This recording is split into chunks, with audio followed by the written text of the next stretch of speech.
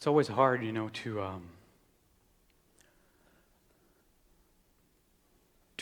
not say what I'm going to say through the high holidays, the Shabbat before the high holidays. So it's always a tough one.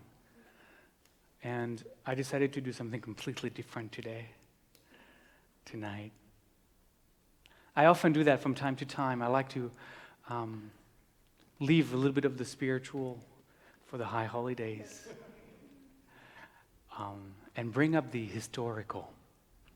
Because I know from time to time it's good to learn from our tradition in different kind of ways. So I'm going to trace for you tonight the origins of Shabbat.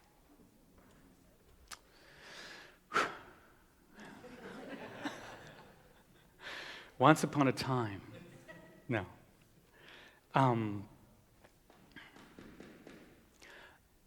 I don't know if you ever gave it any thought, but the holy day of Shabbat, the one that is the most common of all the holidays, is also the most peculiar one. It's the most peculiar one because, contrary to the rest of the holidays throughout the year, it's in fact the only one that has no connection whatsoever to nature. Have you ever thought of it? Like all the rest of our holidays, Passover, Sukkot, you name them, Tu B'Shvat, they all have a connection with nature. And the reason for that we know is because we are a nation that in its origin was an agrarian nation, and the cycle of the seasons and the seasons of the land were critical for us. And so a lot of our holidays evolved from agrarian celebrations. Except one big one, I mean there are others, but the high holidays are also one, but Shabbat, which is the most common one, is one of those that has nothing to do with the cycles of nature. It's quite peculiar. Because you think if it's the most common one, that would be the one who would actually carry that tradition throughout the year. Now, we find in numerous texts, from the book of prophets, Amos, Isaiah, to many passages in the Torah that we often just pass over and don't pay attention, many different instances where Shabbat is referenced, but it's bizarrely referenced in a way that is at odds with what we know of Shabbat today. One of those instances actually happens with the counting of the Omer. In the book of Leviticus, there's the list of all the holidays, one after the other almost, and it mentions Passover, of course, and then it mentions the counting of the Omer. And it says in the Torah, I paraphrase, of course, it says, you shall count the Omer from the day after Shabbat. Now we know that we start counting the Omer on the day not after Shabbat, but the day after the first night of Passover. The second day of Passover is when we start counting the Omer. But the Torah is maybe calling the first day of Passover Shabbat. We don't know. But it's really interesting that in that specific passage, that day, the day of Passover, the first day of Passover, which is the 15th of the month of Nisan, which is also the full moon, that day of Passover is referred to in Torah as Shabbat. And that's one example of dozens of examples you can find, again, in the book of prophets and in other parts of the Torah. And in every time that the word Shabbat is mentioned, it is connected with the 15th day of the month. Scholars have understood from that in ancient times, the day of Shabbat had nothing to do with the Shabbat that we celebrate, and had everything to do with the celebration of the full moon on the 15th of the month, of any month. So the early Shabbat was actually a monthly celebration, a monthly holiday that happens on the 15th of every month, the day of the full moon. And at that point, we had two holidays that were, besides the annual holidays, we had two repeating holidays. One was Rosh Chodesh, which is the celebration of the new moon on the first of the month. And then another holiday, which is the 15th of the month, the celebration of the full moon, and that was called Shabbat. And that happened for the longest time, generations and generations. So how did we get from monthly celebrations of Shabbat to weekly celebrations of Shabbat? Now, before I answer your question, thank you for asking. I have to mention that all the texts that I'm referring to, Amos, Isaiah, and the passages in the Torah, we know that all of those were written before the exile of Babylon. So I want you to keep that in mind. That's very important. It's one of the things that I had on my notes to tell you. The reason for that is that the kind of worship that took place at the time of the first temple was very radically different to what happened then in the second temple. And in fact, we have very few clues as to what was going on there. One of the clues that we have is that we're pretty certain that they were not just one God, but that one God that we had actually manifested as a god and a goddess, and that there was a worship of the divine feminine within the framework of the temple, and that we were deeply connected with all of the other nations around us, Mesopotamia, the Near East, that didn't have really any borders. And we know that we borrowed and they borrowed and we exchanged a lot of different holidays. And we know, for example, that the celebration of the full moon was all across Mesopotamia, one of the most important holidays. And in fact, we know that the Shabbat, the monthly Shabbat on the 15th of the month for the full moon, was a major time for offerings to be brought to the temple. A lot of cultic rituals were taking place. It was one of the days that people came together to celebrate. Another thing that was influential in what kind of worship we had in the first temple time, that we also received probably from the nations around us, is the importance of the number 7.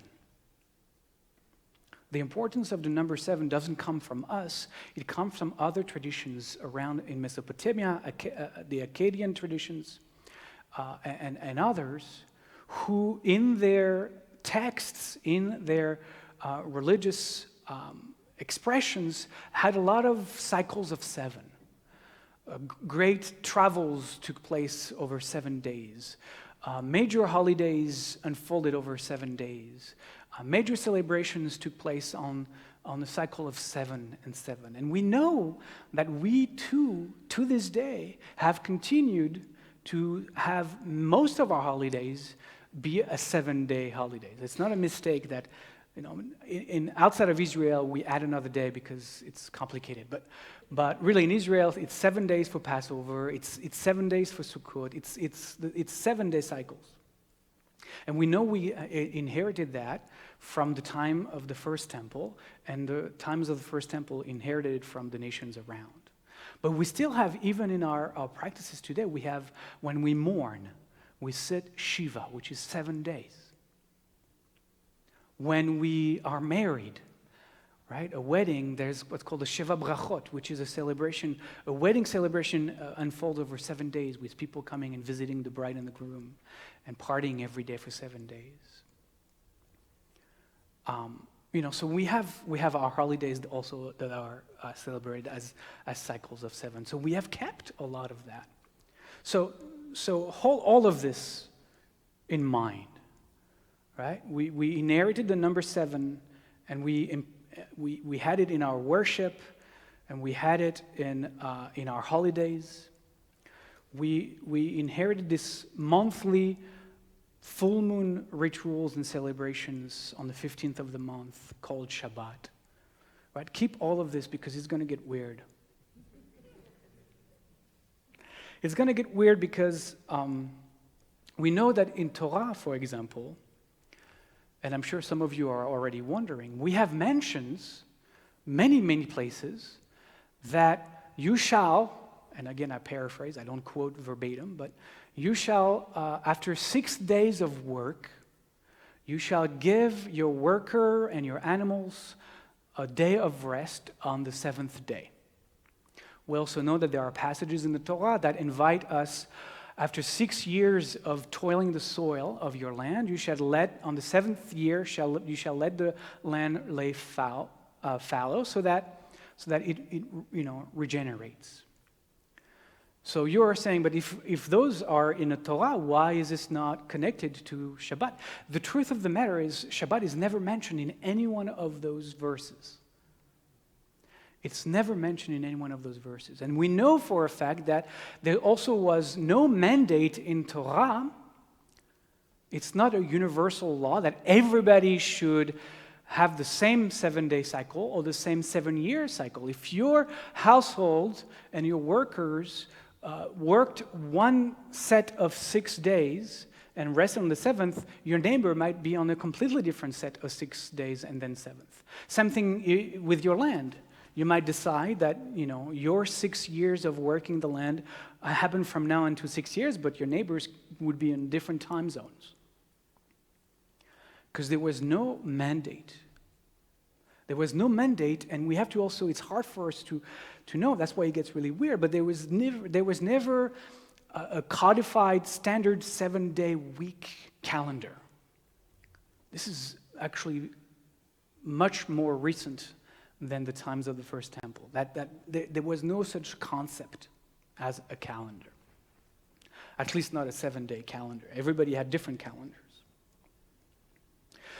The issue with that is that having 7-year or 7-day cycles spread around the village was very problematic. It was very problematic because if you live in an agrarian society and you live from the produce of your land and you want to go and sell your produce to the local market, it's really hard if nobody knows when market day is. Because then you don't know when to bring your produce, and you for sure don't know if the customers are going to come. So it became really problematic. Besides that, it was very challenging to create some kind of a rhythm in social and religious life around multiple calendars that any individual could have. So in order to resolve this issue, the first step that was taken, I'm walking you through the whole thing, was that the days for the market were going to be the days of the holy days. So we knew for sure that on the day of the new moon and the day of the full moon, besides the religious celebrations, we would also have the day where we would come and meet each other, and those will be bi-monthly market days. The practical and the spiritual, all at the same time. But that wasn't enough. So what we first did, still following the cycle of the moon, is that we added 2 more days in between. So now, on the first day of the month, and then the 8th day of the month, the 15th obviously was Shabbat, then the 22nd, and then the 29th or 30th, depending on the month, those were now set universal days so that life could begin to unfold on a regular kind of fashion, and the businesses could actually take care of themselves. But again, none of those additional days were ever called Shabbat. And all of those additional days also followed the cycles of the moon and the cycles of nature.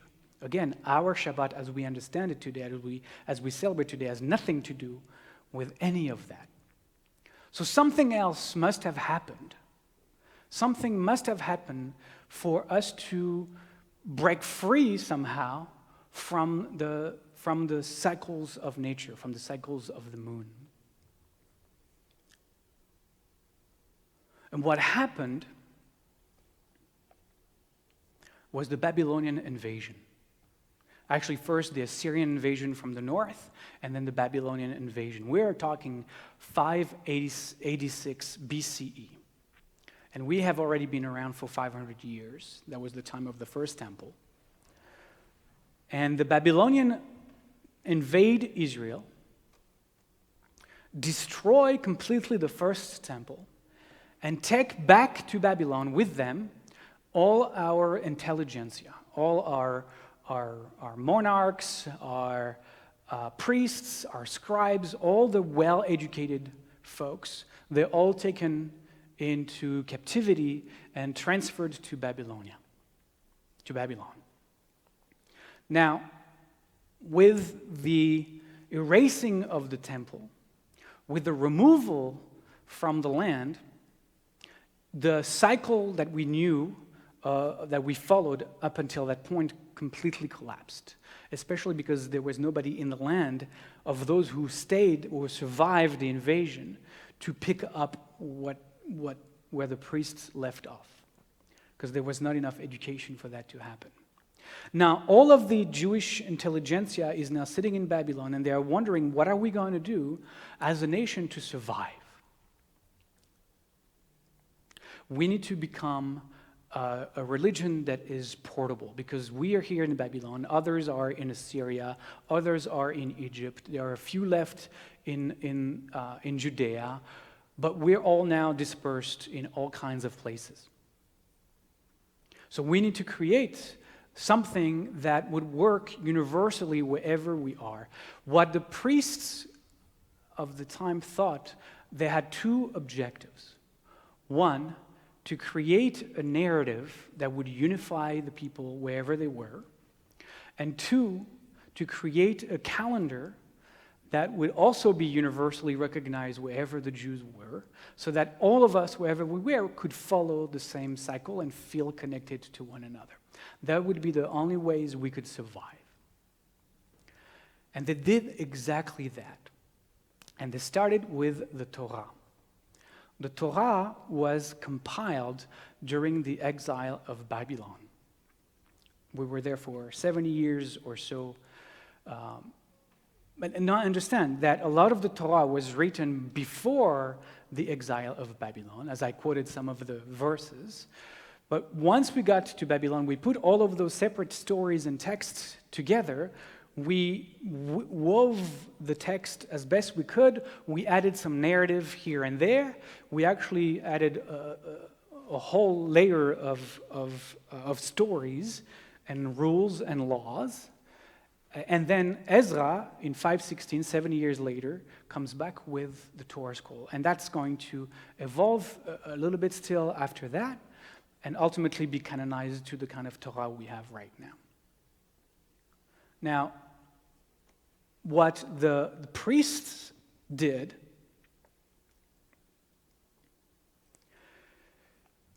is that they had to decouple Judaism from the land. Right? Since now we were going to be in exile, we had to disconnect from the cycles of the season, and so even our holidays evolved, because we need to celebrate all those holidays now outside of the land. But they needed to use the narrative they were constructing as the base for the calendar as well. So what did they do? They wrote a preamble to the Torah. After they wove in all the texts together and had a good narrative, they decided to write a preamble to the Torah. And that preamble is Genesis 1. The one that says, in the beginning, you know that one. That was written completely out of nowhere by the priests who sat in Babylon, because they had a purpose. And their purpose was to create a universal calendar. The original story of creation starts in Genesis 2. Genesis 2, verse 4. That's the story of Adam and Eve. That was the original. There was nothing else. But now this was added to the front of it because the priests needed to not only to rewrite the story, but also create this thing called Shabbat. Well, they hadn't named it that yet, but eventually they will. So they created this 6-day, this just magnificent story of creation that unfolds in 6th day. And then the 7th day, God rested, vayinafash, and resouled. So what they did is that they dedicated that 7 to the transcending power of God and mandated that day to be a day of rest because God rested. But you read in the text that it's completely disconnected from the earth. It's completely disconnected from the seasons and from the moon cycles, for sure. Now it's completely connected to the transcendent. God behaved the way God behaved. Here's the story that unfolded. And now we have to imitate God from this transcending place outside of the rhythm of nature and follow this 7th day of rest. Now the name Shabbat evolved to be Shabbat because of the verse in Torah where it says, and God rested. In Hebrew, it's vayishbot. Vayishbot is what you can hear in vayishbot is vayishabbat, and there was Shabbat, basically. That's what it says. So we translate that as God rested, but it's not exactly what that means. But that's where the word starts to appear, and then we see it popping up in other places. And in fact, once they wrote in that story at the beginning of the Torah as the preamble, now they're going to go back and insert within the text and weave within the text other instances where Shabbat now is going to appear. The first time it appears is in Exodus 16, and it's connected to the story of the manna. Right? God gives the manna to the Israelites so that they don't have to worry about eating while they're wandering through the desert. And on Friday, they get a double portion. Why? Because the eternal Shabbats on the 7th day. So God is not going to make manna for you. You get twice the amount on Shabbat, so make it last. Right? But again, the day now is called Shabbat, but it comes from the transcendent. It's God who says, this is now Shabbat because I said so. It's because I Shabbated, right? So the connection is still there. And then it appears again in other places, but that's the first time that it is mandated for us. It's connected to the story of the manna, and then it appears just a few chapters later with the 10 Commandments, right? Where the 10 Commandments on the 4th commandment is you shall keep, or you shall keep Shabbat, you shall observe Shabbat. Right? Those are the places where the priestly author added and wove in the stories of Shabbat. I'm looking at my notes to make sure that I've told you everything you need to know. Yeah, so magically in Exodus 16, Shabbat is revealed to us. Until then, we had no idea. That's why none of the patriarchs keep Shabbat. It's never mentioned in the rest of the story of Genesis. It only appears after chapter 16 in Exodus. And then it's the priestly author just keeps adding it. And in doing so, they created a universal calendar for the Jews everywhere. Now, I can't emphasize enough how important this is. Because our priests did that in Babylon in 550 BCE. And it's been our tradition since then. Not only, it's been the foundation with the Torah. Torah and Shabbat are the two pillars of Judaism to this day.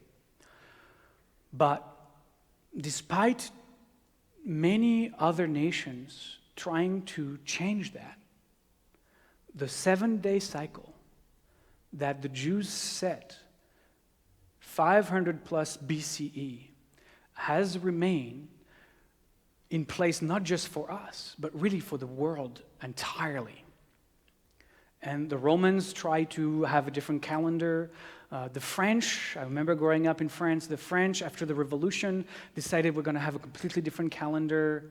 There have been attempts here and there to go a complete different way, but it never stuck.